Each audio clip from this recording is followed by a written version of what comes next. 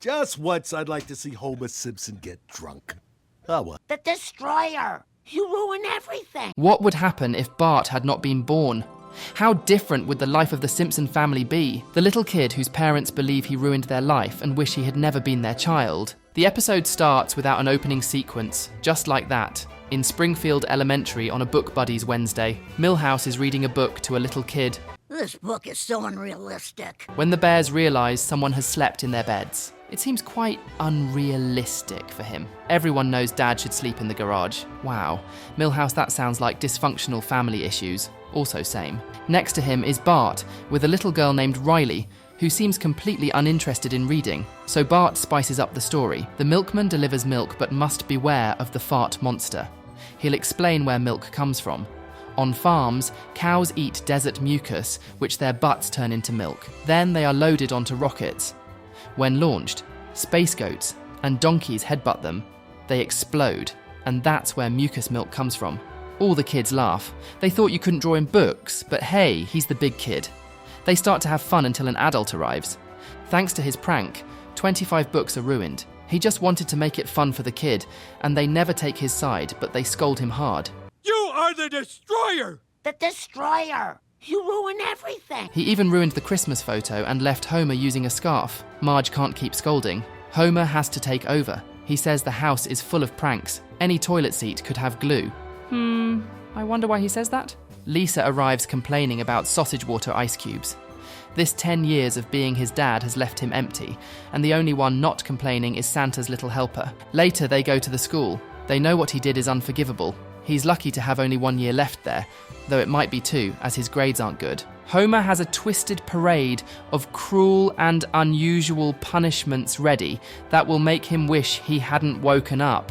The teacher says, now the kids love books, all thanks to Bart, who was helping kids read in an interactive and fun way, just like he told them that. But they didn't believe him. Even Ralph draws his own book.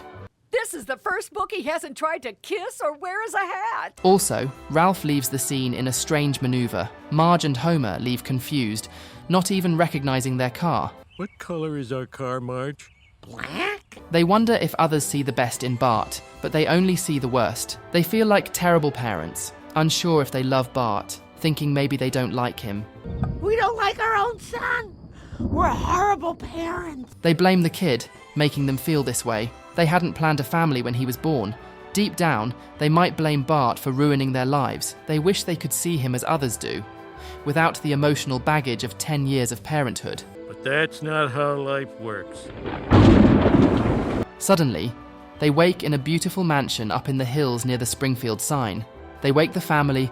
2 parents, 2 kids, the perfect family. The absence of the eldest seems to have led them straight to success. The couple dances happily. Lisa enjoys her doll collection. Maggie remains as always, but equally joyful. Marge is the chief of medicine. At the vet hospital, she receives a report on who is involved with whom.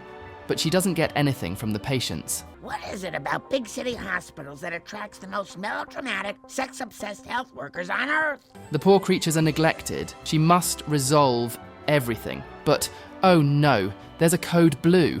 Dr. Kern fell in love with his wife's sister's wife, and now he's questioning everything. Meanwhile, Homer is just chilling like always, appearing to do the same job at the nuclear plant, but he's at the Isotopes Stadium, controlling the screen and making people cheer. He's about to hit the peak, and that's a dream for him, but that's for another day. He takes his daily beer dose and heads home. Just once I'd like to see Homer Simpson get drunk.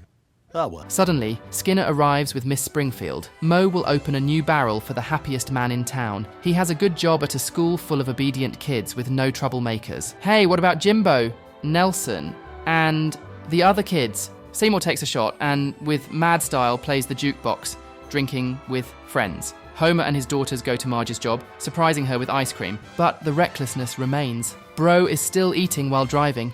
Lisa wanted ice cream motivated by Malibu Stacy, accidentally spilling it. A lightning bolt causes Homer's distraction and poor visibility. Oh no! They hit a child, named Bart, but don't know his last name. Being civilized, they take him to the hospital, where donors die for free. The kid remembers nothing before the accident. Well, have you ever had amnesia before? No way I'd forget something like that. They must take him to the police station until they find out who he is. Hopefully, he likes true crime shows.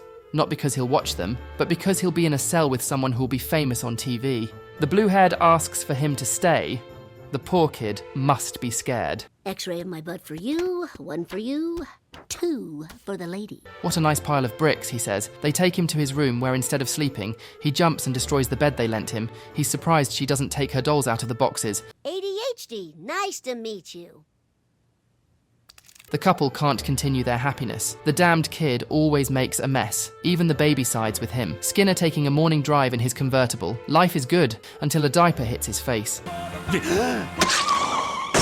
Maggie is the only one who gets along with Bart. They must keep her away from him. Lisa, delayed by her mother, writes a sweet note for herself. The world will be great today because you are. Uncle Bart adds his own note. When Marge arrives, she finds, eat my shorts, and he still doesn't remember anything. I know as much about me as you know about me.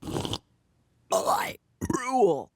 They are not really happy with the little kid, they say. Surely not even his parents love him. At the baseball stadium, Springfield plays against Miami. Homer takes him to the game, not leaving him home alone, or probably he will destroy it. He's impressed Homer controls thousands of drunk parents and kids, making them do what he wants. Bart writes, "Make some babies." People start shouting. He reaches 95 on the noise level. Homer doesn't know what he did, but wants him to continue. He even gives him the chair, changes the kiss cam to the punch cam, then back to the kiss cam. They can't help but obey the screen, reaching the maximum.